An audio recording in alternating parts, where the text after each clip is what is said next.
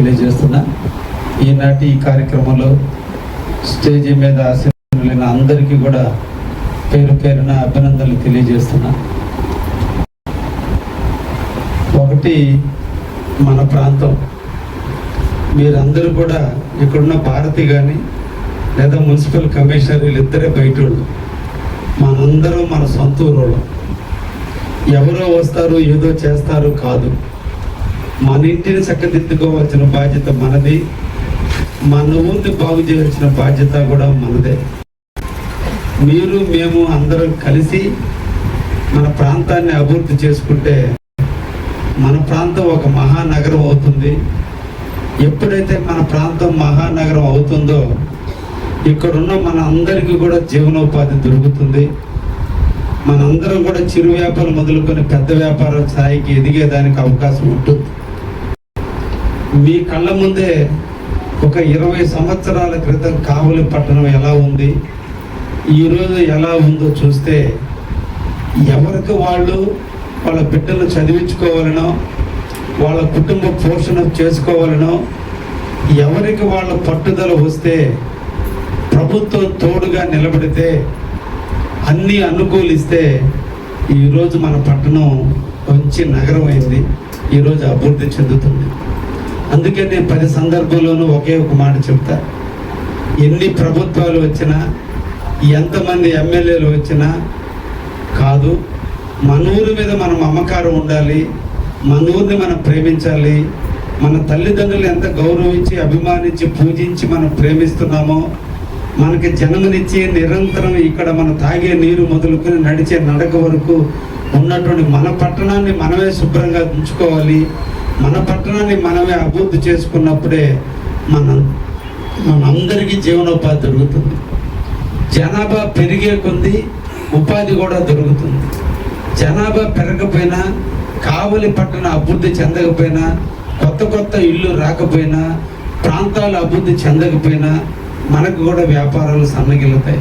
కాబట్టి వ్యాపారం ఎప్పుడు వస్తుందంటే ఈ టౌన్ అభివృద్ధి చెందినప్పుడు వస్తుంది. ఈ టౌన్ అభివృద్ధి ఎప్పుడు చెందుతుందంటే రాజకీయంగా, ఎమ్మెల్యేగా నా కర్తవ్యం కొన్ని ఉన్నాయి.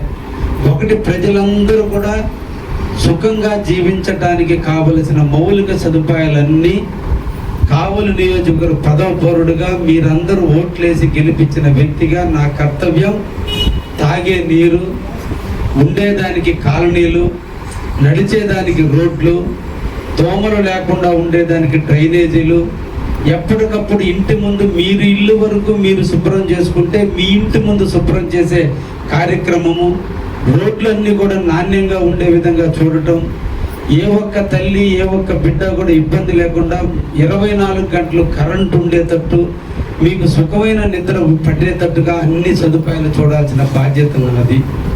వీటన్నిటిలో కూడా నేను నా కర్తవ్యాన్ని నేను నిర్వర్తిస్తూ ఉన్నా. ఈ 2.5 సంవత్సర కాలం నుంచి నిరంతరం కూడా మీ అందరికీ ఎలక్షన్ ముందు నేను ఒక మాట చెప్పా.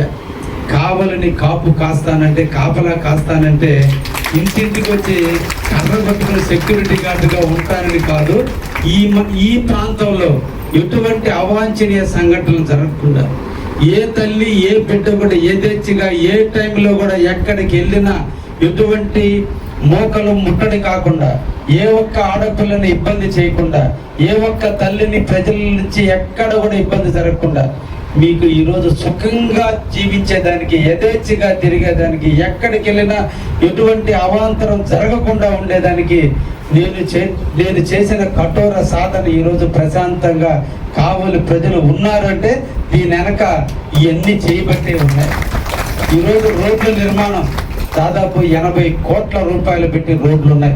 కూడా రోడ్డు మీదకి వెళ్తే ఈరోజు ఆటోలు సౌండ్, బైకులు సౌండ్, నడిచేదానికి దారి లేదు, ఫుట్పాత్ మీద నడిచే ఫుట్పాత్లు లేవు.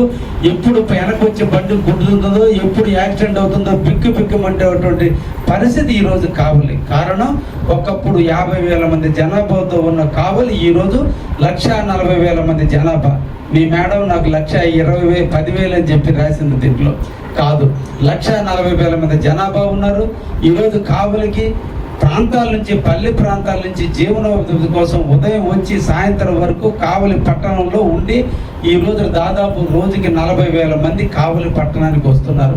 వాళ్ళ జీవనాధిపతి ఇంతమందిని ఒకే ఒక ట్రంక్ రోడ్లో నడవాలి, ఒకే ఒక ట్రంక్ రోడ్లో బైకులతో తిరగాలి. ఈరోజు మీరు మీ భర్తలు లేదా మీ పిల్లలు తీసుకుని ఒక బైక్ మీద వెళ్ళి ఒక షాపింగ్ చేద్దామంటే పార్కింగ్ ఫెసిలిటీ లేదు, నడిచిపోవాలి, బండి ఇంట్లో పెట్టి నడిచిపోవాలి, బండి ఎక్కడ పెట్టాలో తెలియదు.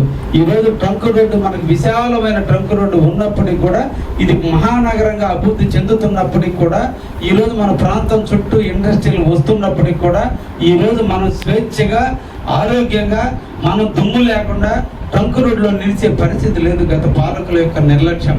ఈరోజు భార్య భర్తలు పిల్లలు తీసుకుని సేద తీరడానికి ఎక్కడికైనా వెళ్ళి ఒక గంట సేద తీద్దాం అనేటువంటి పార్కులు లేవు. అంటే ఒక రాజకీయం అంటే ఇంటి ముందు సిమెంట్ రోడ్డు వేయటమో కాలువలు కట్టడమే కాదు, ప్రజల యొక్క జీవన సరళిని మార్చాల్సిన కర్తవ్యం మొదటి పౌరుడిగా నాకు ఉంది. కాబట్టి ఈరోజు నిరంతరం కూడా నేను దానికోసం తపన పడుతున్నా. నా ఇంటిని, నా శరీరాన్ని, నా వ్యాపారాలన్నింటినీ పక్కన పెట్టి కావలి అభివృద్ధి కోసం చేస్తున్నా. ఒక్కసారి ఆలోచించండి. ఇంటికి దీపం ఇల్లాలనేటువంటి ఒక నానుడితో మీ అందరిలో కూడా రాష్ట్ర ప్రభుత్వాలు ప్రోత్సహించబట్టి, పొదుపు అనే దాన్ని ఒక ఆయుధంగా మీరు అందరూ స్వీకరించబట్టి, ఈరోజు భర్తలతో పోటీగా ఈరోజు మీరు పొదుపును ప్రోత్సహించి ఎంత క్రమశిక్షణతో ఈరోజు పెద్ద పెద్ద బడా వ్యాపారస్తులు కూడా టయానికి డబ్బులు కట్టలేని స్థితిలో ఉన్నప్పటికీ కూడా, 150 కంపెనీలు దివాలా తీస్తున్నప్పటికీ కూడా టయానికి బ్యాంకులు డబ్బులు కట్టలేక, సిబిల్ కానీ క్రిసిల్ కానీ లేక లోన్లు ఇవ్వడానికి మాలాంటి వాళ్ళకి ఈ బ్యాంకులు ముందుకు రాని పరిస్థితుల్లో మిమ్మల్ని చూసి ఈరోజు ఎటువంటి తాకట్టు లేకుండా, ఎటువంటి హామీ లేకుండా, మీ యొక్క పర్సనాలిటీతో, మీ యొక్క నిజాయితీతో, మీ యొక్క సిబిల్ ర్యాంక్తో ఈరోజు బ్యాంకులు లోన్కి ఇచ్చే స్థాయికి ఎదిగారు. అదేవిధంగా ఈరోజు ధీటుగా మీ కుటుంబాన్ని మీరు చక్కదిద్దుకున్నారు. ఎవరో వచ్చేది కాదు, దేవుడు మనకి చేతులు కాళ్ళు ముక్కు నోరు అన్ని ఇచ్చారు. అదృష్టం అనేది ఏ ఒక్కడి సొత్తు కాదు. కష్టపడితే ఎంత దానిలా సాధించవచ్చు అనేటువంటి ఒక నమ్మకం. అందుకని ఇందాక భారతమ్మ పాడిన పాటలో చెట్లు ఎన్ని ఆకులు గిల్లినా, ఎన్ని ఆకులు రాలినా ఆఖరికి అది చిగురిస్తుంది, మళ్ళా ఫలాలు ఇస్తుంది, పండునిస్తుంది, కాయలు ఇస్తుంది, నీడనిస్తుంది, మోగగానే జీవిస్తుంది. జ్ఞానం లేని చెట్టే అంత ఎత్తు ఎదుగుతుందని ఆ పాటలో అర్థం ఉన్నా. ఎన్ని నదులు వచ్చినా భూమిని ఏమి చేయలేవు, నీళ్లు పారినంత మాత్రాన భూమికి ఏమీ కాదు, ఫలాలు పండిస్తుందని. అదేవిధంగా మన జీవితాన్ని కూడా ఎవరో మార్చరు. అందుకనే స్టార్టింగ్ లో ఒకటే చెప్పా, ఎవరో వస్తారు, ఏదో చేస్తారు, ఎన్నో ప్రభుత్వాలు వస్తాయి చేస్తాయని కాదు. ఈ రాష్ట్రంలో చేయాలని తపనున్న వ్యక్తి, ఏకైక వ్యక్తి నారా చంద్రబాబు నాయుడు గారు. 76 సంవత్సరాల వయసు. ఒక్కసారి మన ఇంట్లో మన అమ్మ సాయి, తండ్రి సాయి చూస్తే, మన తల్లి తండ్రికి 70 ఏళ్ళు వస్తే రిటైర్మెంట్ ఇంట్లో కొనుక్కొని మన మీద ఆధారపడి ఈ రోజున మన కోసం వాళ్ళు మన పెట్టే తిండి కోసం ఎదురు చూస్తుంటే, 76 సంవత్సరాల వయసులో ఇల్లు లేదు, కుటుంబం లేదు, ఆరోగ్యం లేదు, ఏమీ లేదు. దేశం కోసం, ఆంధ్ర రాష్ట్ర ప్రగతి కోసం, మా మహిళా తల్లుల కోసం, ఆంధ్రప్రదేశ్లో మన బిడ్డల భవిష్యత్తు కోసం, ఈరోజు పిల్లలందరికీ ఉద్యోగాలు రావాలని తపన పడుతూ ఒకవైపున తండ్రి అయినటువంటి చంద్రబాబు నాయుడు, బిడ్డ అయినటువంటి నారా లోకేష్ బాబు, నవ యువకుడు ఈ వయసులో ఆనందంగా ఉండాలి, భార్య బిడ్డలతో సుఖంగా జీవించాలి, టూర్లు పోవాలి, ఎంజాయ్ చేయాలి, అన్నీ ఉండాల్సినటువంటి వయసులో నవ యువకుడైనటువంటి యువనాయకుడైనటువంటి నారా లోకేష్ కూడా ఈరోజు రాష్ట్ర ప్రజల కోసం తన జీవితాన్ని అంకితం చేశాడు. ఒక్కసారి మన అందరూ ఆలోచిస్తే ఈ సమాజం కోసం మనం ఏం చేస్తున్నాం, మన కుటుంబం కోసం, మన బిడ్డల భవిష్యత్తు కోసం, మన తల్లిదండ్రుల కోసం, మన అమ్మా నాన్నల కోసం, మన అత్త మామల కోసం మనకు పాటుపడుతుంటే, ఈరోజు వాళ్ళు ఈ దేశం కోసం, ఈ ప్రాంతం కోసం, మనందరి జీవితాలు సుఖంగా ఉండడం కోసం ఈరోజు వాళ్ళు తపన పడుతున్నారు. అందుకే మీ అందరినీ కూడా మేము కోరుకునేది ఒక్కటే, మన తల్లిదండ్రులు ఎంత ఆనందంగా ఉండాలని కోరుకుంటున్నామో, ఈరోజు రాష్ట్రానికి 76 సంవత్సరాల వయసులో కూడా ఈరోజు అలుపిల్లకి యోధుడిలాగా రోజుకి 18 గంటల పాటు తింటున్నాడో నిద్రపోతున్నాడో తెలియనటువంటి పరిస్థితుల్లో కూడా ఉండి ఈ రాష్ట్రం కోసం అభివృద్ధికి పాటుతున్నటువంటి చంద్రబాబు నాయుడు ఎప్పుడు కూడా మనం గుర్తుంచుకోవాలి. ఒక్కసారి మనకు ఓటు అనేది ఒక ఉచితంగా వచ్చిన ఓటు వేసేటప్పుడు ఆలోచించి ఓటు వేయాలి. ఎవరో వస్తారు ఏదో చేస్తారని కాదు.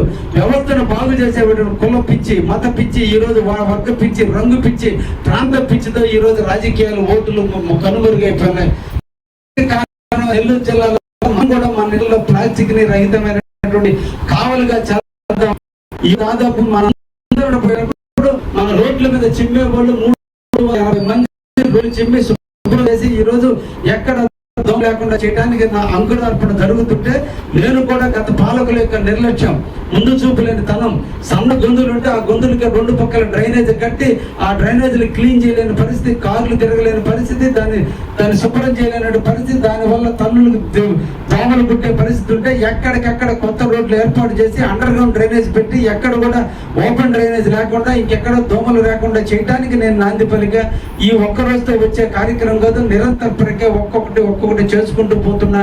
ఈ రోజు మన ముఖ్యమంత్రి మన కావలి కోసం ఈ రోజున 234 కోట్ల రూపాయలు నిధులు ఇస్తే కావలిలో అదృష్టం బాగుంటే రాబోయే 2 సంవత్సరాల కాలంలో మీ దీవెనలతో తప్పకుండా కావలిలో ఎక్కడ ఓపెన్ డ్రైన్ లేకుండా అన్ని డ్రైన్లు పూసేసి అండర్ గ్రౌండ్ డ్రైన్లు వేసి మీ ఇంట్లో నీళ్లు అండర్ గ్రౌండ్ ద్వారా పోయేటట్టు, దోమలు లేకుండా ఉండేటట్టు, ఆ డ్రైన్లు ఎప్పుడు క్లీన్ చేయలేదని మురుకు వాసన లేకుండా ఉండేటట్టు కూడా నేను అంకురార్పణ చేశాను. కాబట్టి నా ఒక్కడితో చేతి కాదు, చేతికి 5 ఏళ్ళు ఉన్నాయి, 5 ఎత్తులు ఉన్నాయి.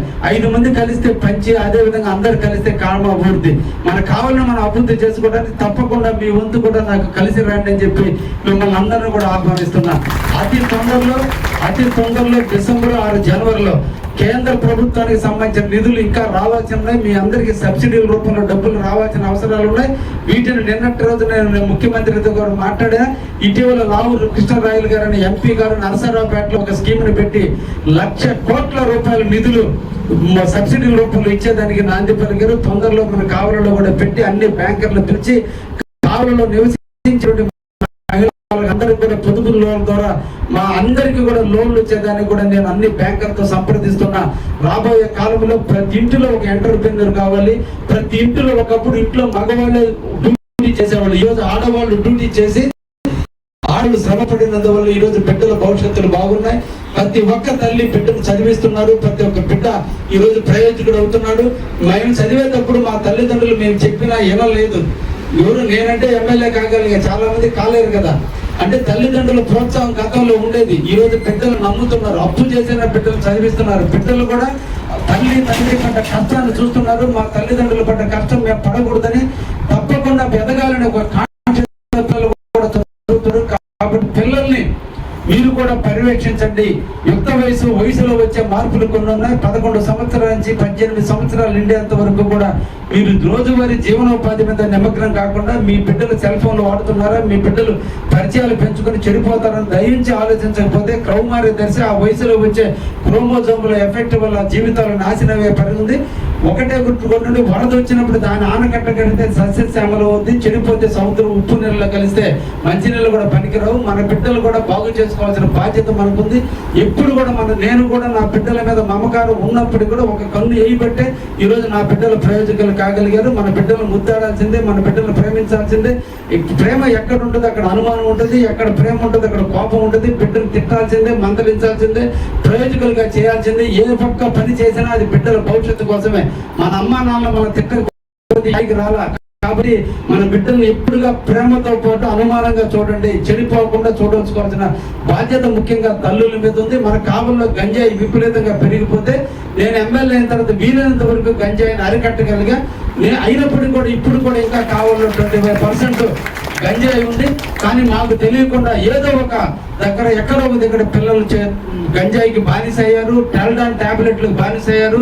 పిల్లలు యుక్త వయసులో మత్తుకు బానిసలై ఈరోజు టెల్డాన్ ఇంజక్షన్లు వేసుకుంటున్నారు. వరుసగా 19 రోజుల పాటు ఆ ఇంజక్షన్ వాడితే తప్పకుండా ఆ బిడ్డకి క్యాన్సర్ వస్తుంది. ఈరోజు కావలి నియోజకవర్గంలో ముఖ్యంగా కావలి టౌన్లో 62 మంది క్యాన్సర్ బారిన పడి ఈరోజు పిల్లలు బాధలు పడుతున్నారు. వీటన్నిటికీ కారణం తల్లిదండ్రుల డబ్బు మీద వ్యామోహం కాదు, బిడ్డల ఎదుగుదల కూడా మన బాధ్యతగానే చూడాలి. వాళ్ళకి ఇచ్చే సంపద, మన తల్లిదండ్రులు మనకి ఏమి ఇస్తే మనం బాగుపడ్డాం, ఇచ్చినా ఇగోపోయినా మన స్వయం శక్తితో మనం ఎలా ఎదిగామో రేపు స్వయంశక్తి ఎదిగేదానికి అవకాశం ఉంటుంది. కాబట్టి ఆస్తులు కూడా పెట్టి ఇచ్చేదానికంటే కూడా వాళ్ళలో మంచి లక్షణాలు నేర్పడగలిగితే వాడు ఉన్నతమైన స్థాయికి ఎదగడానికి అవకాశం ఉంటుంది. కాబట్టి దయించి బిడ్డలను కూడా సంబంధంగా చూసుకోండి అని చెప్పి ఈ సందర్భంగా మిమ్మల్ని అందరూ కూడా తెలియజేస్తున్నా.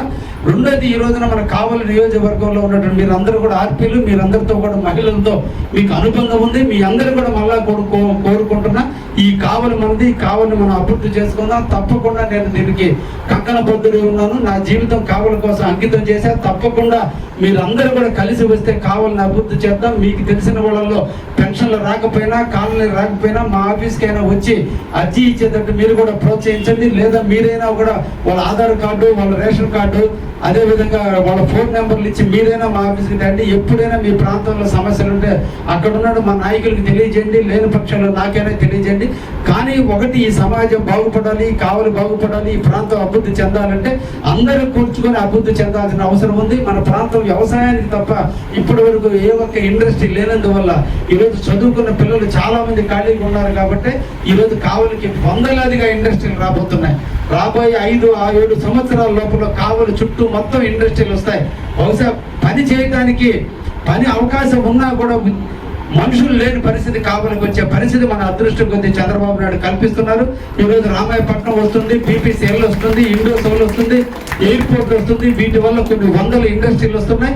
ఇవన్నీ కూడా కావలిలో ఉన్నటువంటి యువతులకి అన్ని ఉద్యోగాలు ఇవ్వడానికి నేను కూడా కంకణ బద్దులై పనిచేస్తూ ఉన్నా. మీ అందరి దీవుల్లో ఉన్నంత కాలం కావలికి నేను సేవ చేస్తూనే ఉంటా. మేము కలిసి కావలిని అభివృద్ధి చేసుకుందామని చెప్పి మనసారా కోరుకుంటూ ఈరోజు 240 మంది, టైలరింగ్ లో 90 మంది, అదేవిధంగా బ్యూటీషియన్స్ గా 90 మంది, మిగతా వాళ్ళంతా కూడా 60 మంది కలిపి 240 మంది ఈ రోజున మీరు ట్రైన్ అయిపోయినందుకు మిమ్మల్ని అందరినీ కూడా పేరు పేరున అభినందిస్తున్నా. ఎప్పుడు కూడా ఎవరో వచ్చి ఏదో చేయరు. మన జీవితాన్ని మనమే మార్చుకోవాలి. ఒక్కడే జీవితంలో ఆధార్యం అనేది మంది కాదు. మొండితనం ఉంటే దేన్నైనా సాధించగలం. నీ కళ్ళకి దేవుడు మనకి ఇచ్చిన శక్తిలో నీ శరీరంలో సగభాగం కనిపించదు. నీ కళ్ళకి ముందున్న భాగమే కనిపిస్తుంది, వెనక భాగం కనిపించదు. కాబట్టి జీవితంలో సమస్య అనేది రాని మనిషి అంటూ ఉండడు, కష్టపడినట్టు మనిషి ఉండడు, దుఃఖపడినట్టు మనిషి ఉండడు. ఇవన్నీ కూడా జీవితంలో ఉండేవి. వీటన్నిటిని అధిగమించి మొండిగా సాధన సాధిస్తే సాధించలేనిది కూడా ఏదీ లేదు. దేవుడు చేతులు, కాళ్ళు, ముక్కు, నోరు అన్నీ ఇచ్చాడు. ఇబ్బంది ఒక మనసే. ఆ మనసును సాధన చేస్తే, సాధించాలని తపన పడితే, చేసే దాని మీద కాన్సన్ట్రేట్ చేస్తే, చెయ్యాలని ఆలోచన ఉంటే, చెయ్యాలని ప్రెస్టేజ్ ఉంటే, పక్కొట్టోళ్ళు ఏమని అనుకుంటారేమో, పల్లానోళ్ళు ఏమని అనుకుంటారేమో, ఈ పని చేస్తే అవమానమేమో అనే ఫీల్ ఎప్పుడైతే మనలో వస్తుందో మన పతనం నాంది అవుతుంది. ఏది చేసినా తప్పు కాదు. ఏది చేసినా ప్రజల కోసం మంచి పని చేస్తే, గంజాయి తాగితే తప్పు, ఎదురును మర్ర చేస్తే తప్పు, దుర్మార్గం చేస్తే తప్పు తప్ప మన జీవిత బతుకు కోసం మనం ఏది చేసినా ఆఖరికి ఈదులు చిమ్మినా తప్పు లేదనే ధైర్యాన్ని, మొండితనాన్ని మీలో పెంచుకుంటే మీరందరూ కూడా ఒక ఉన్నత స్థాయికి రాగలరు. కాబట్టి మనసారా మిమ్మల్ని అందరినీ కూడా అభినందిస్తూ తెలియజేసుకుంటున్నాను. Thank you.